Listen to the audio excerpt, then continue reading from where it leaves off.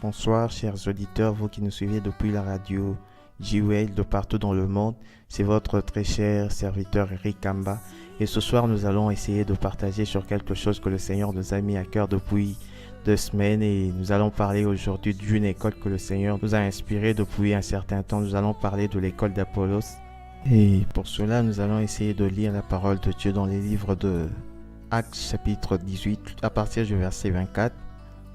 La Bible dit, il vint à Éphèse un juif nommé Apollos, alexandrin d'origine, éloquent et puissant dans les Écritures. Il était instruit dans la voie du Seigneur et fervent d'esprit, et il parlait et enseignait dilignemment les choses qui concernaient Dieu, ne connaissant que le baptême de Jean.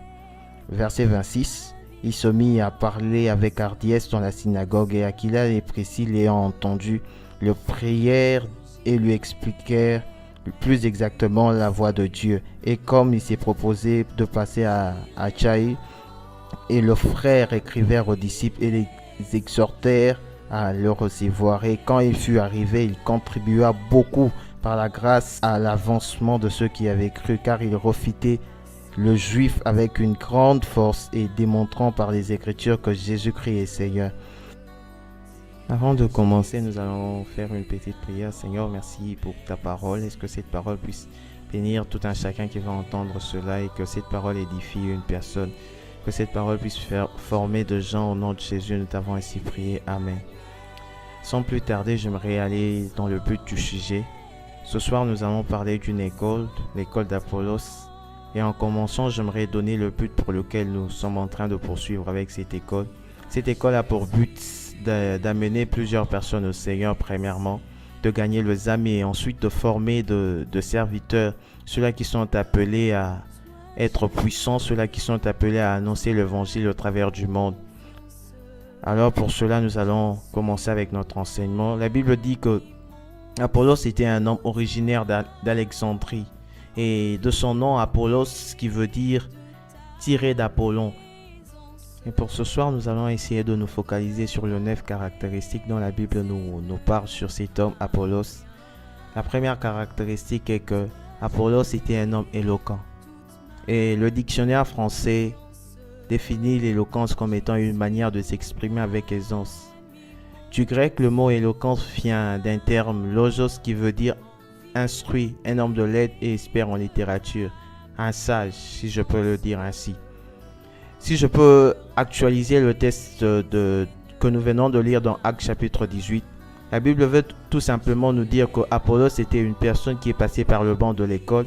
Apollos était une personne qui a été instruite, qui a fait ses études primaires, secondaires et universitaires. Apollos est une personne qui est passée aussi par le banc de l'école. Peut-être qu'il a été fouetté quelque temps, peut-être qu'il a été châtié par son père, mais il a reçu l'instruction. Il est devenu éloquent. Il est passé par la littérature, il a pu lire trop de livres, à tel point que lorsqu'il parlait, il pouvait convaincre les gens tout autour de lui. À tel point que lorsqu'il parlait, tout le monde était d'accord avec ce qu'il disait. Et cela l'a conduit à une éloquence tellement haute.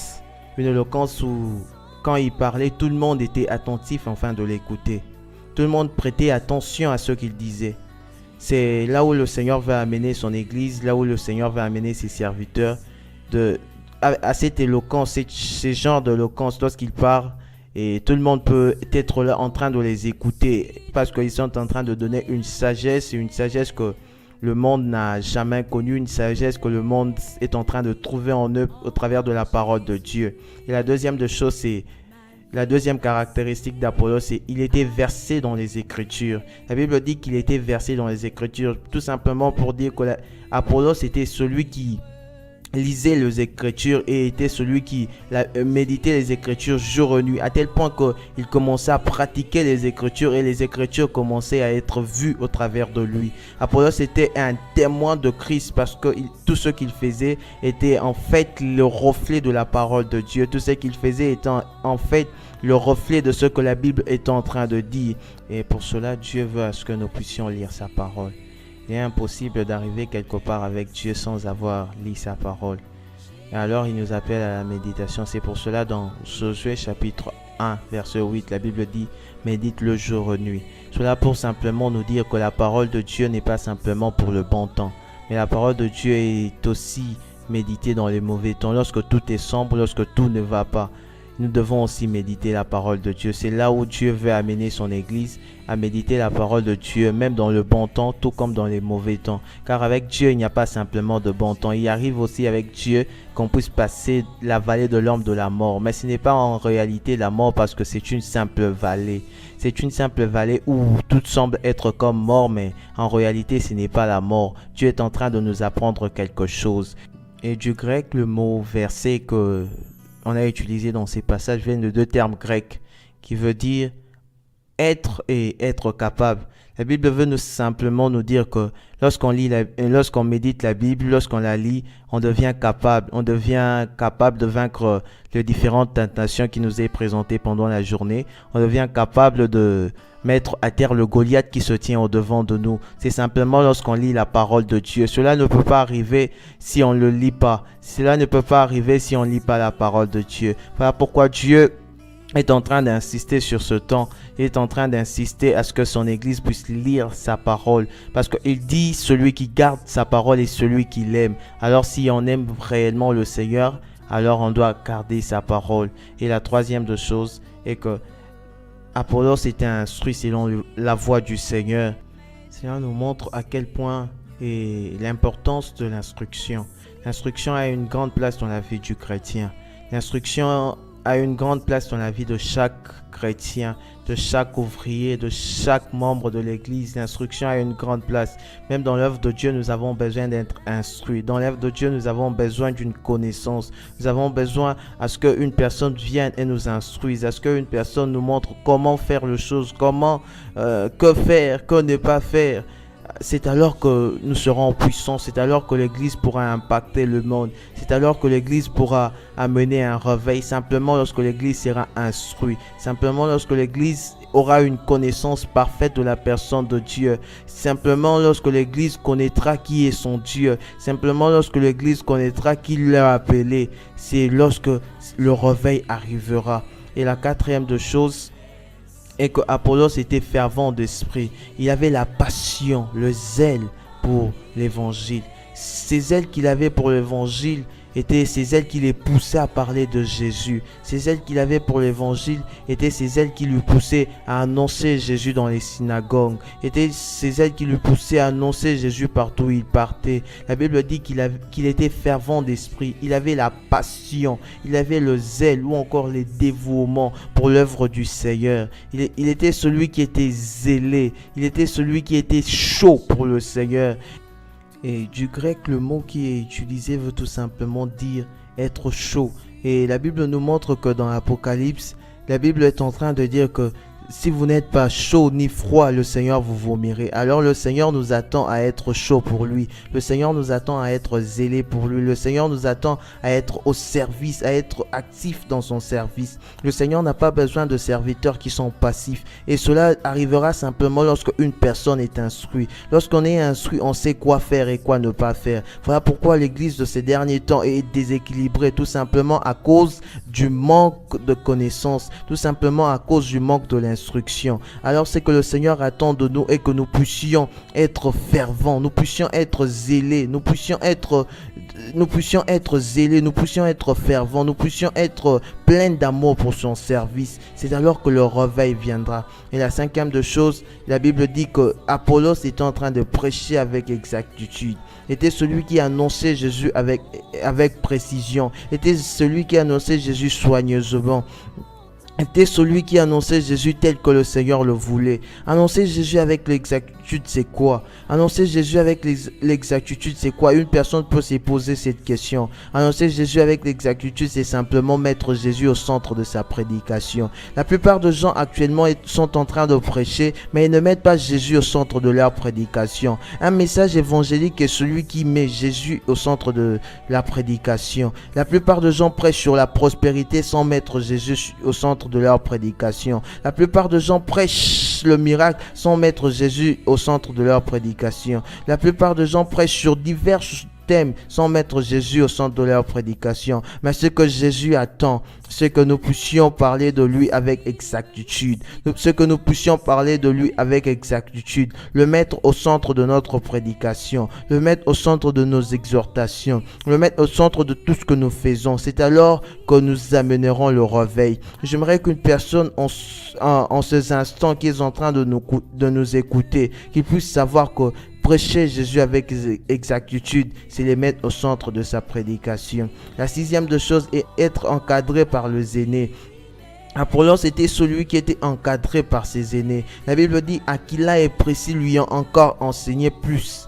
La plus grande chose et la plus grande des erreurs que les chrétiens commettent en ces derniers temps, ils ne veulent pas être encadrés par les aînés. Ils ne veulent pas être sous le mentorship de quelqu'un. Ils se croient arrivés. Ils se croient qu'ils sont arrivés. Personne ne peut les enseigner quelque chose. J'aime ce qu'une personne a dit, le temps enseigne. J'aime ce qu'une personne a eu à dire, que le temps est celui qui enseigne. Il y a des choses qu'on ne connaîtra que par le temps. Et les aînés sont déjà passés par là. Voilà pourquoi nous devons nous soumettre aussi chez les aînés, afin qu'ils puissent nous apprendre ce qu'ils ont eu, les expériences qu'ils ont eu à connaître, les expériences qu'ils ont eu à voir avec le Seigneur. Cela nous permettra aussi d'être éveillés par rapport à ce qui se passe dans nos vies. Parce que si on ne voit pas les aînés, on risque un risque.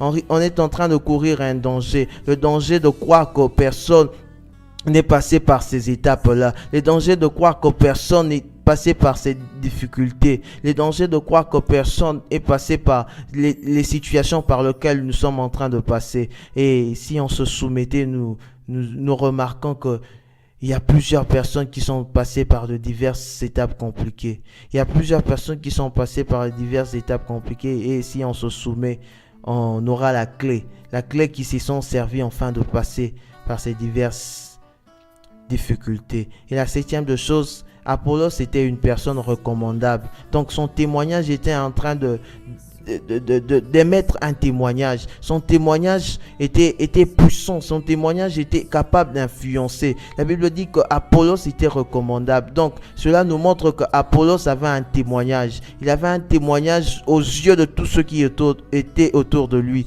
aux yeux de tous ceux qui l'entendaient, aux yeux de tous ceux qui écoutaient ce qu'il disait. Il avait un témoignage. La parole de Dieu dit que ils ont vaincu à cause du sang de l'agneau et du pouvoir de leur témoignage. La Bible est en train de donner une place importante au témoignage. Bien-aimés frères, sœurs, vous qui me suivez actuellement, j'aimerais vous dire que votre témoignage crie plus fort que ce que vous êtes en train de dire. Crie plus fort que ce que vous êtes en train de dire. Personne ne croira en vous si votre témoignage est sale. Personne ne croira en vous si votre témoignage n'influence pas. Personne ne croira en vous si votre témoignage n'a pas d'impact. Mais la Bible est en train de dire qu'Apollos avait un témoignage. Et la Bible nous montre aussi que les disciples ne se sont pas appelés disciples. Il a fallu d'autres personnes qui puissent les appeler de disciples. À Antioche, la Bible nous montre qu'à Antioche, les disciples ne se sont jamais appelés disciples. C'est autre personne qui leur a appelé disciples pour dire que le témoignage est important dans la vie du chrétien. Le témoignage a eu une place importante dans l'évangélisation. Le témoignage a eu une place importante pour le réveil de ces mondes. Le témoignage a eu une place importante pour amener plusieurs personnes au Seigneur. Et la huitième de chose, la Bible nous dit que Apollos était utile pour ceux de cette ville-là. Pour nous dire que la disponibilité au service de Dieu nous rend toujours utile. Dans 2 Timothée chapitre 2, le verset 20 à 22, la Bible est en train de nous montrer que il y a deux types de vases dans la maison, de vases qui sont inutiles et de vases qui sont utiles. Le vase utile, c'est ceux-là qui se rendent disponibles au service de Dieu, ceux-là qui se donnent au service de Dieu, ceux-là qui se disponibilisent, ceux-là qui marchent dans la sanctification. J'aimerais dire à une personne que si tu veux être utile au service de Dieu, alors lave toujours ta robe, alors marche toujours dans la sanctification, disponibilise-toi, aie du temps dans la prière, médite ta parole. C'est alors que tu deviendras une personne utile dans la main de Dieu.